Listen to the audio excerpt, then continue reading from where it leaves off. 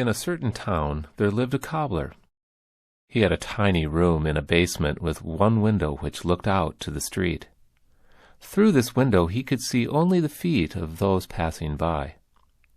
There was hardly a pair of boots or shoes in the neighborhood that had not passed through his shop, and often he would see his own handiwork pass by the window.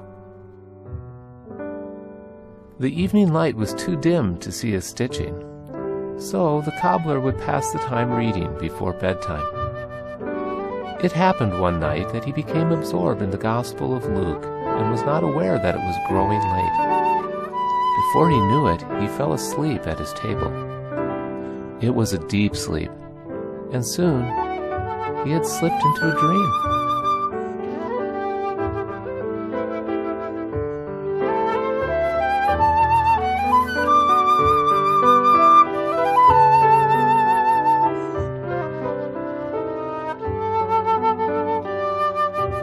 A voice called, "Martin, Martin!" "Here I am," answered the cobbler in his dream. "Martin, look out into the street tomorrow, for I shall come," said the voice in the dream. With that, the cobbler woke from the dream with a start. "Why, it must have been the Lord," he gasped. He rubbed his eyes and rose from his chair. But was I not just dreaming? Maybe it was just my reading coming to life in my dream.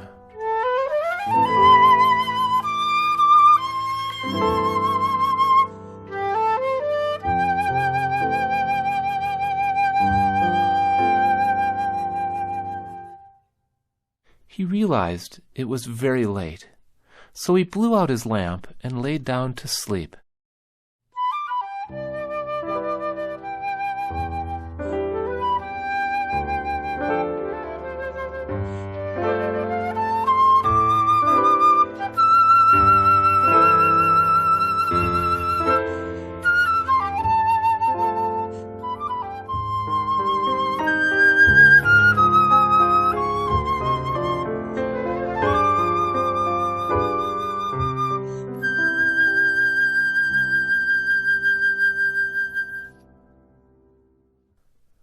The next morning, Martin rose before daylight and made preparations for the day. He washed his face and combed his hair. He tidied his bed and room.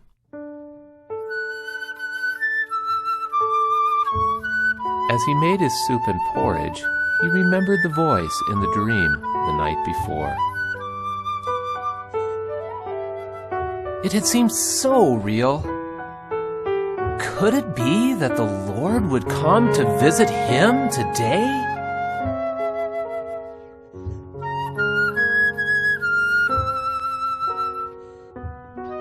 Just in case, he decided to peek outside. Maybe the Lord was already outside his door.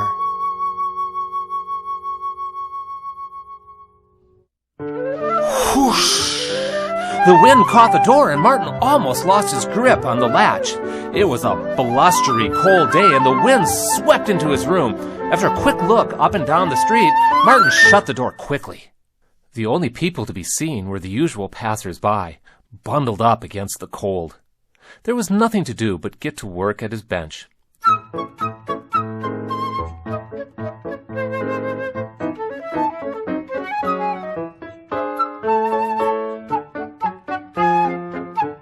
There were many shoes to be mended today.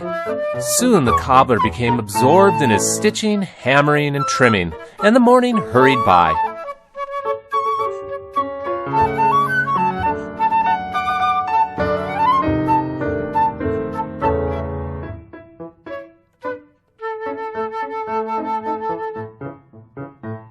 Tap, tap, tap, tap, tap, tap.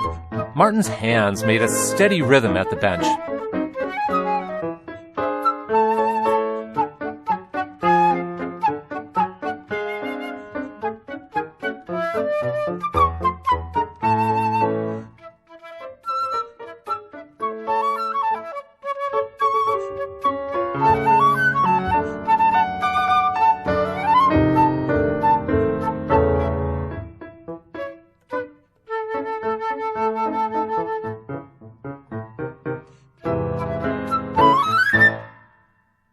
Soon, a sound outside made him look up. Through his window, he could see his friend Step Nitch resting on the steps from shoveling some snow. He looked very weary. Martin laid down his hammer and went to open the door. "Good morning, my dear man. It is so cold today, and you look like you could use a cup of tea. I was just heating my kettle. Why don't you come in and join me?"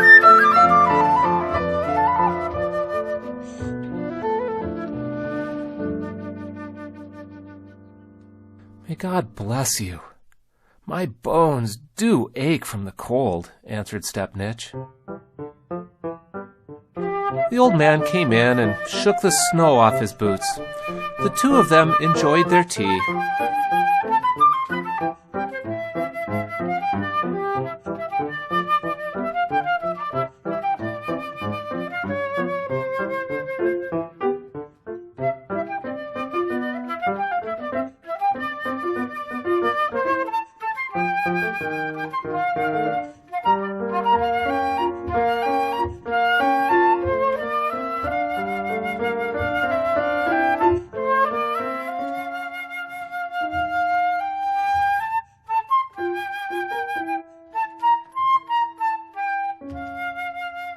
Yet while they chatted, Step Nitch noticed the cobbler looking towards the door quite often.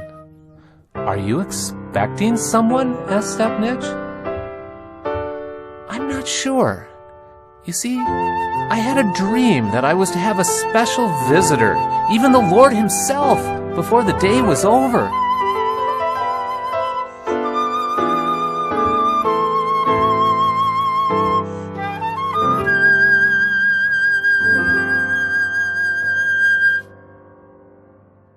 "But I suppose it was just a dream. It does have me a bit curious, though, my friend." "Indeed, I would be watching my door, too, if I had dreamed such a dream," agreed the old man between sips.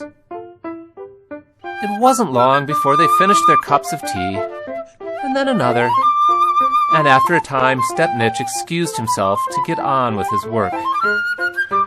"Thank you, dear cobbler, for the warm tea and pleasant company. I must be going now." And with that, Martin started back to work at his bench. Time passed quickly as the cobbler worked, and soon it was lunchtime. Again, he looked up a moment through his window and thought he saw a woman against a wall, her back to the wind. She was holding a baby, and neither one of them was dressed for so cold a day. Martin did not hesitate, but went quickly to the door, opening it against a rush of wind.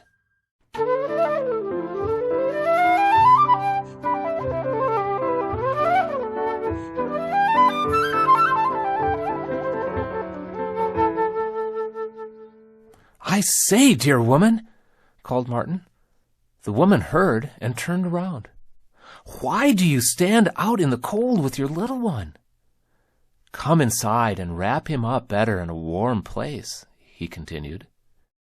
The woman seemed surprised, but did indeed come inside the cobbler's little room with her baby. "There, sit by the stove and feed the baby while I heat up my lunch, which you are welcome to share with me," offered the kindly man.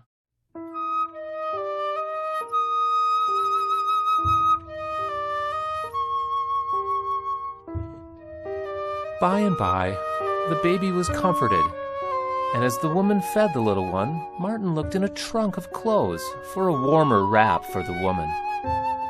"Tell me, why have you no shawl to wrap up in on such a cold day?" he asked.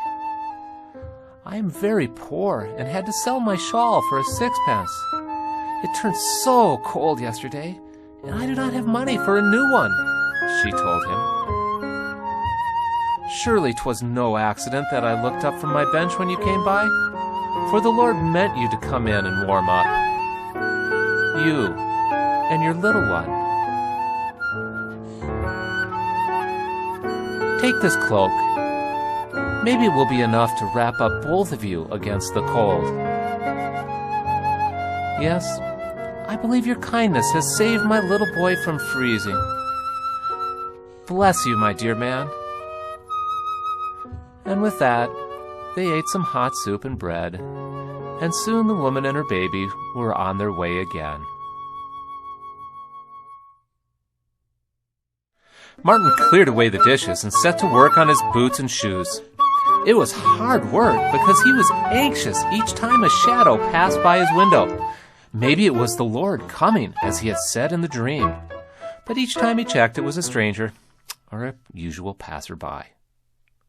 Then he heard a commotion and some voices outside his door. He looked up, and not far away was a woman with a sack of apples. A peddler, holding a boy by the arm. The boy was holding an apple and trying hard to get away, but the woman had a good grip on him.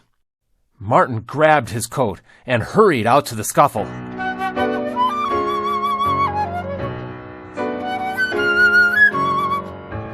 "I did not steal it!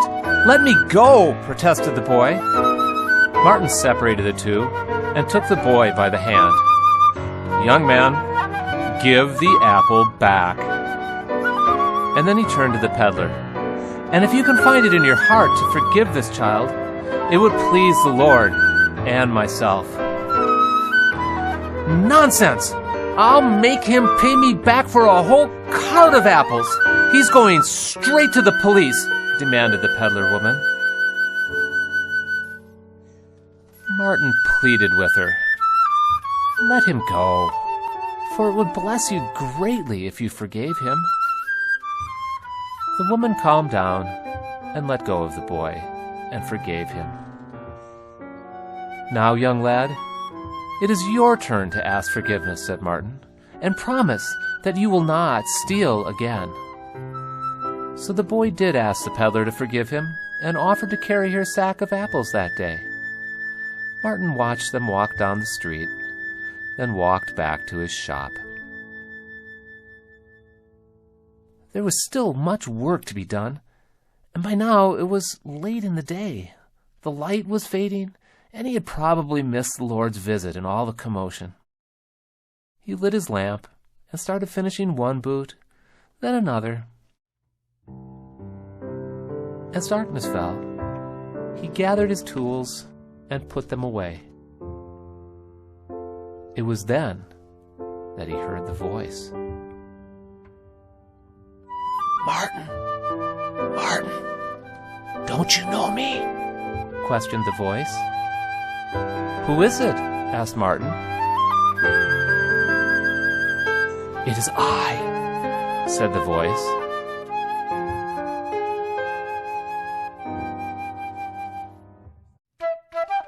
Martin thought he could see Step Nitch in the dark corner, just for a moment, before the vision faded.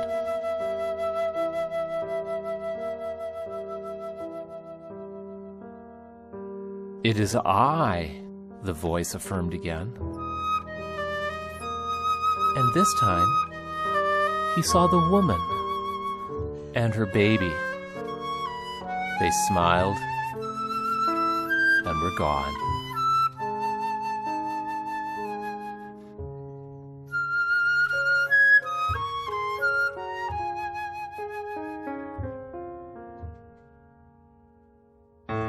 "It is I," said the voice again.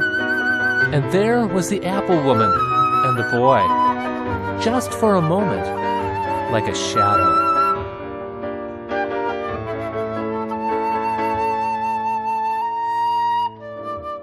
"You see, my child, I was hungry and you gave me food. I was thirsty and you gave me a drink. I was a stranger and you took me in." This time, Martin recognized the voice. It was the voice from the dream, the Lord himself. Quickly, he got his Bible out and opened it to the passage from the night before. "Inasmuch as ye did it unto one of the least of these, my brethren, ye did it unto me." Indeed, the Savior had visited him, and Martin had welcomed him 3 times.